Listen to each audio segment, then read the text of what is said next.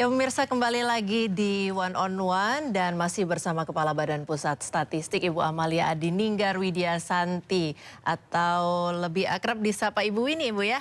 Iya, Ya Bu Mbak Winnie. Priska apa kabar? Iya baik, terima kasih Ibu sudah datang dan memaparkan banyak data tentang statistik Republik Indonesia secara keseluruhan.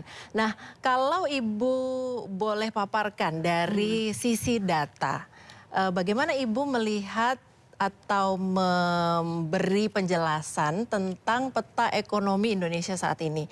Bagaimana yang sekarang kondisinya, kemudian apa sih yang akan dihadapi di masa depan secara data begitu oleh masyarakat? Iya, jadi untuk data ekonomi kita setiap triwulan itu BPS merilis angka produk domestik bruto atau dengan kata lain yang dikenal oleh masyarakat adalah pertumbuhan ekonomi. Nah, kalau kita lihat di data terakhir yang kami rilis pada bulan Februari tanggal 5, itu sepanjang tahun 2025 ekonomi Indonesia ini tumbuhnya 5,11%. Oke. Di tengah negara lain itu dalam posisi tumbuh melambat, tetapi Indonesia bisa tumbuh 5,11% sepanjang tahun 2025 ini menurut saya merupakan sinyal bahwa ekonomi Indonesia sangat resilient di tengah ketidakpastian global. Apalagi di triwulan keempat 2025 itu terlihat adanya akselerasi pertumbuhan ekonomi, di mana pertumbuhan ekonomi triwulan 4 itu bisa menembus 5,39%, Mbak Priska. Ya, Itu. gambaran untuk ekonomi saat ini nih baikkah? Kemudian nanti kalau seandainya masyarakat bertanya gitu kaitannya dengan sensus ekonomi yang yang akan dilangsungkan di 2026 ini bulan apa Ibu? Bulan Mei nanti kami mulai. Mei akan mulai. Nah, akan bertanya begitu masyarakat ekonomi Indonesia arahnya kemana sih gitu? Iya, mungkin perlu saya jelaskan sedikit Mbak Priska bahwa salah satu manfaat dari sensus ekonomi ini adalah untuk melihat peta dan struktur ekonomi Indonesia. Kami dengan sensus ekonomi ini tidak menghitung pertumbuhan ekonomi. Oke. Ya, jadi kalau pertumbuhan ekonomi ini kami akan dan selalu hitung setiap triwulanan itu rutin. Oke. Jadi triwulan 1, 2, 3 nanti sebentar lagi kita akan merilis angka pertumbuhan ekonomi triwulan 1 2026 pada tanggal 5 Mei 2026. Tetapi fungsi ataupun manfaat dari sensus ekonomi 2026 adalah pertama, dengan sensus ekonomi itu kita akan bisa melihat peta dan struktur ekonomi Indonesia. Mengapa kita bisa melihat peta? Karena nanti kan waktu kita melakukan pencacahan atau pendataan di lapangan akan dilengkapi dengan geotagging. Lalu kemudian yang kedua adalah manfaat dari sensus ekonomi 2026 ini, kita akan memanfaatkan hasilnya untuk melakukan pemutakhiran tahun dasar dari PDB. Saat ini tahun dasar PDB itu kita gunakan 2010. Nah, saatnya kita harus melakukan pemutakhiran tahun dasar untuk tahun 2025. Ini yang sering kita sebut dengan rebasing PDB. Dan terakhir adalah dengan sensus ekonomi ini, kita akan memperbaiki atau memiliki dan memperbaharui statistical business register. Atau itu yang disebut dengan database dari pelaku usaha ataupun database aktivitas ekonomi di Indonesia. Nah, saya ingin sedikit bercerita tentang bagaimana sih struktur ekonomi Indonesia saat ini. Iya. Nah, kalau kita lihat dari sisi produksi atau sisi lapangan usaha, maka di tahun 2025 ini 19% dari PDB Indonesia ditopang atau dikontribusikan oleh industri pengolahan. Oke. Jadi sebenarnya kalau kita lihat dari struktur ekonomi Indonesia, hampir 1/5 dari ekonomi Indonesia ini memang ditopang oleh industri pengolahan. Itulah Maaf Ibu, industri pengolahan itu apa Ibu? industri pengolahan itu adalah industri yang mengolah bahan baku menjadi bahan setengah jadi atau menjadi bahan konsumsi masyarakat. Misalnya? Industri minyak goreng itu industri pengolahan. Industri tekstil itu masuk kepada industri pengolahan. Industri kemudian sepatu atau alas kaki itu masuk industri pengolahan. Itu yang sekarang paling tinggi? Iya, jadi nanti kita punya datanya mana industri subsektor industri yang sedang tumbuh tinggi seperti industri logam.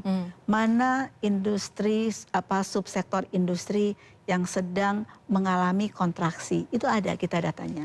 Sebagai contoh ini industri alat angkutan di tahun 2025 memang tumbuh negatif.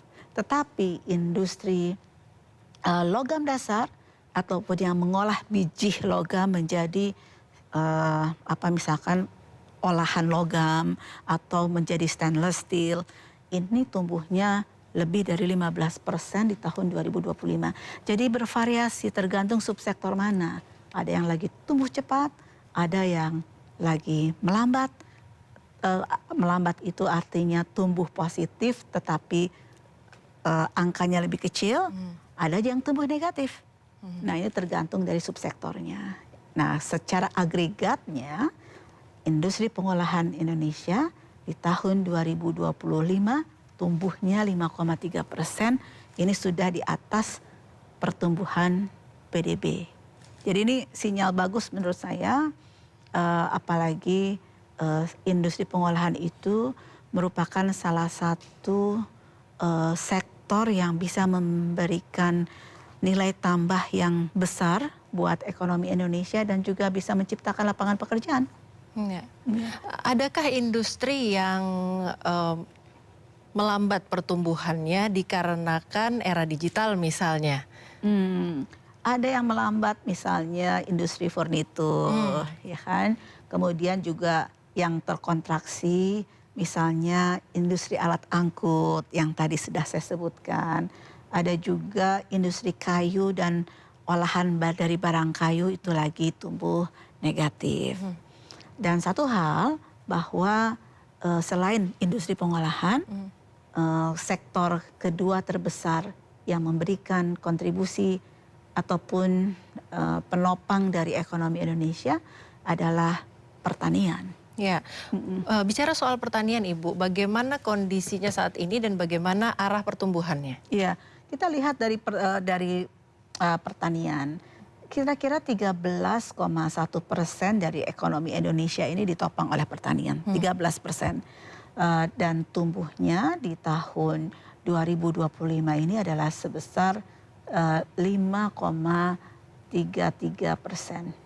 Ya, jadi tentunya ini satu pencapaian karena sekali lagi pertumbuhan baik industri pengolahan maupun industri pertanian ini mereka ini tumbuhnya di atas pertumbuhan PDB. Ya, termasuk juga perdagangan ini lagi tumbuh tinggi sekitar 5,49%. Ya, bagaimana hubungan antara industri yang sedang bertumbuh dengan harga real yang ada di lapangan, Ibu? Nah, ini tergantung hubungannya nggak selalu linear kan. Apakah industri itu mensuplai ekspor atau dia mensuplai pasar domestik? Ya. Nah, sekarang inflasi mayoritas kan memang dikontribusikan oleh beberapa hal. Kalau inflasi tahunan yang memang berpengaruh adalah salah satunya harga emas. Yang kedua biasanya adalah harga pangan bergejolak seperti cabai rawit, cabai merah. Nah ini kan tidak ada hubungannya dengan industri pengolahan. Tetapi hubungannya adalah bagaimana supply ataupun pasokan dari cabai rawit, cabai merah, kemudian kadang bawang merah, kadang juga sekarang adalah telur ayam ras. Itu salah satu upaya untuk mengendalikan harga barang-barang komoditas pangan itu adalah dengan memastikan pasokannya dan distribusinya lancar. Kalau harga minyak goreng ini ada kaitannya dengan Pengolahan. industri pengolahan tadi. karena dia diproduksi oleh industri gitu ya. Cabai kan diproduksinya oleh pertanian. Pertanian, ya. Dan inflasi Indonesia ini relatif terkendali. Terkendali Ibu ya. Artinya masyarakat bisa tenang. Masyarakat harusnya tenang, ya, karena pemerintah punya mekanisme untuk pengendalian harga. Ada tim pengendali inflasi daerah yang selalu melakukan rapat koordinasi setiap minggu yang dipimpin oleh Pak Mendagri dan dihadiri oleh seluruh kepala daerah se-Indonesia. Dan itu satu mekanisme yang cukup efektif untuk melihat mana yang lagi naik harganya, mana yang perlu intervensi, mana yang harus mengambil komoditas dari daerah lain supaya memastikan pasokan di daerah itu lebih terjaga dan harga tidak terus melambung tinggi. Ya. Bicara soal data tadi yang banyak Ibu paparkan, pertumbuhan ekonomi dan sebagainya, apakah masyarakat awam bisa mengakses data-data tersebut produksi BPS? Oh, bisa, karena Bagaimana cara aksesnya, Bu? ada beberapa kanal yang kita siapkan. Pertama adalah kami punya website yang 24 jam kami pastikan tidak akan down. Itu adalah www.bps.go.id. Dari website tersebut masyarakat umum siapapun bisa melakukan dan mendownload atau mengunduh data yang kami sudah tayangkan di website tersebut. Yang kedua, kami juga menyiapkan aplikasi yang namanya Allstat. Ya, dan aplikasi ini tentunya bisa di download di smartphone ataupun gadget kita, dan itu kami menyebutkan statistik dalam genggaman. Ya, karena anytime kita bisa mendapatkan akses terhadap data yang sudah kami juga siapkan dalam aplikasi tersebut, dan kalau ada pemutakhiran data, ya itu pasti sudah terupdate secara otomatis. Satu hal nih Mbak terkait dengan peta ekonomi tadi kan, mungkin Mbak Priska juga ingin tahu peta ekonomi itu ataupun struktur ekonomi Indonesia tentunya bisa dilihat tidak hanya dari struktur ekonomi dari sisi produksi atau yang berbasis sektor, tetapi struktur ekonomi Indonesia ini juga kita bisa lihat berdasarkan wilayah. Nah, pertanyaan yang menarik adalah bahwa setiap ekonomi wilayah ataupun ekonomi provinsi bahkan sampai kabupaten kota ini memiliki karakteristik ekonomi yang berbeda-beda dan potensi ekonomi yang berbeda-beda. Bahkan pertumbuhan ekonominya pun juga bervariasi. Contohnya, Bu? Contohnya adalah sepanjang tahun 2025. Itu ada ekonomi Indonesia yang tumbuh sampai 34,17%. Apa itu, Bu? Maluku Utara. Oh, daerah Maluku Utara. Iya, karena di Maluku Utara ini memang lagi ada investasi dan juga pengembangan hilirisasi dari produk nikel. Jadi aktivitas industri pengolahan dalam hal ini adalah hilirisasi nikel di Maluku Utara ini lagi berkembang. Nah, ini tercermin dari data pertumbuhan ekonominya. Untuk yang lain yang cukup tinggi pertumbuhannya adalah Sulawesi Tengah 8,47%, lalu Kepulauan Riau itu bisa tumbuh 6,94%. Bahkan Papua Barat, bahkan Bali nih juga saya ingin menyampaikan Bali itu sudah recover ya. Dulu waktu COVID dia kan adalah ekonomi yang paling terpuruk. Karena pariwisata tidak tumbuh sama sekali. Iya, karena lockdown lah, dari negara lain nggak bisa masuk ke Bali. Kita juga tidak mungkin mobilitasnya terlalu untuk berkunjung ke situs-situs pariwisata. Tapi saat ini Bali sudah bisa tumbuh 5,82%. Nah, struktur tadi pertanyaannya. Struktur ekonomi Indonesia berdasarkan wilayah, kita harus melihat bahwa besaran ekonomi provinsi juga berbeda-beda. Ada provinsi yang memang menjadi sentra ataupun pusat dari ekonomi Indonesia. Ada memang yang kontribusinya terhadap ekonomi Indonesia itu masih kecil. Jadi tergantung dari ukuran ekonomi di wilayah tersebut. Nah, kalau kita perhatikan atau misalkan Mbak Priska nanya, Bu, mana ekonomi yang paling besar itu? Nomor satu adalah DKI Jakarta. Karena aktivitasnya banyakkah? Aktivitasnya banyak, jenis aktivitasnya juga bervariasi, nilai tambahnya juga relatif besar. Ya, karena kan head office ada di situ, lalu kemudian industri jasa keuangan, industri perdagangan juga banyak yang memang beraktivitas di DKI Jakarta. Yang kedua adalah Jawa Timur. Jadi Jawa Timur itu memberikan kontribusi terhadap ekonomi Indonesia sebesar 14,4%. Yang ketiga Jawa Barat memberikan kontribusi sebesar 12,86%.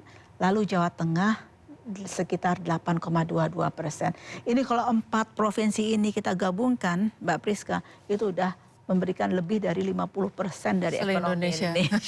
Ya. Bu, bicara soal pertumbuhan ekonomi dan aktivitas ekonomi, ada yang namanya KBLI. KBLI, betul. Apa itu KBLI dan boleh dijelaskan, inikah salah satu produk dari BPS kah? Iya.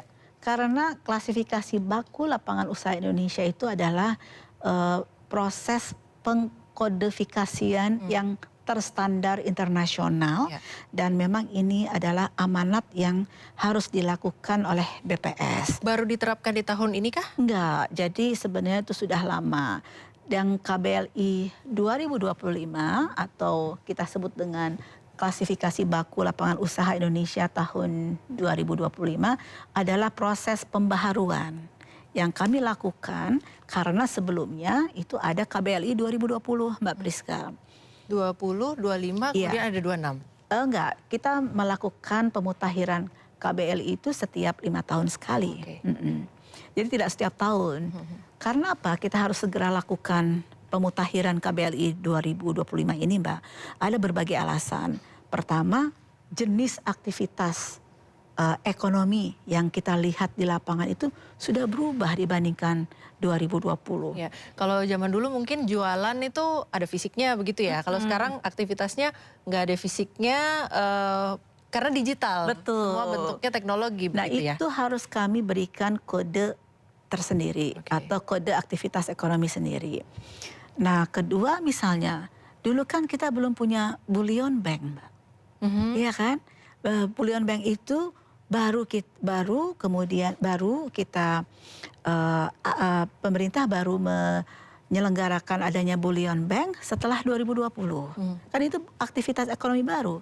Saat ini di dalam KBLI 2025 sekarang kita sudah memberikan kode tersendiri untuk bullion bank.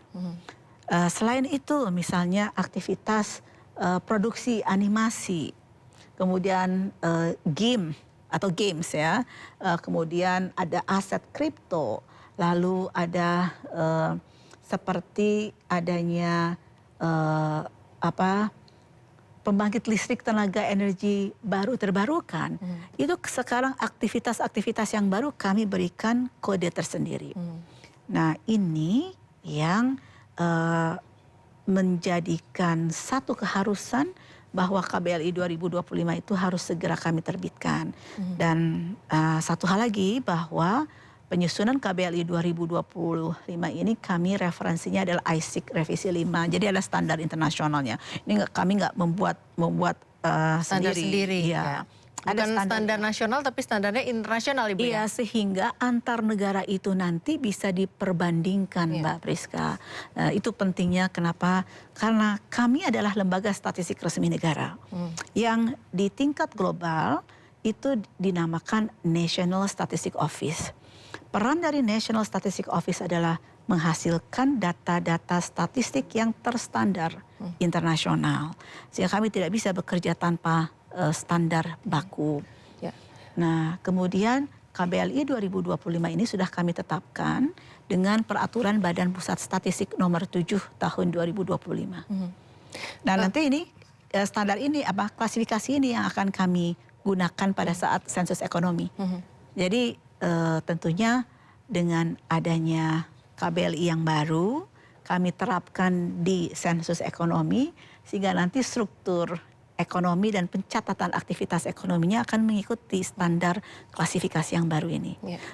Satu hal Mbak, supaya tidak mengkhawatirkan pelaku usaha, banyak yang menganggap bahwa dengan adanya KBLI yang baru ini, para pelaku usaha harus melakukan izin usaha baru.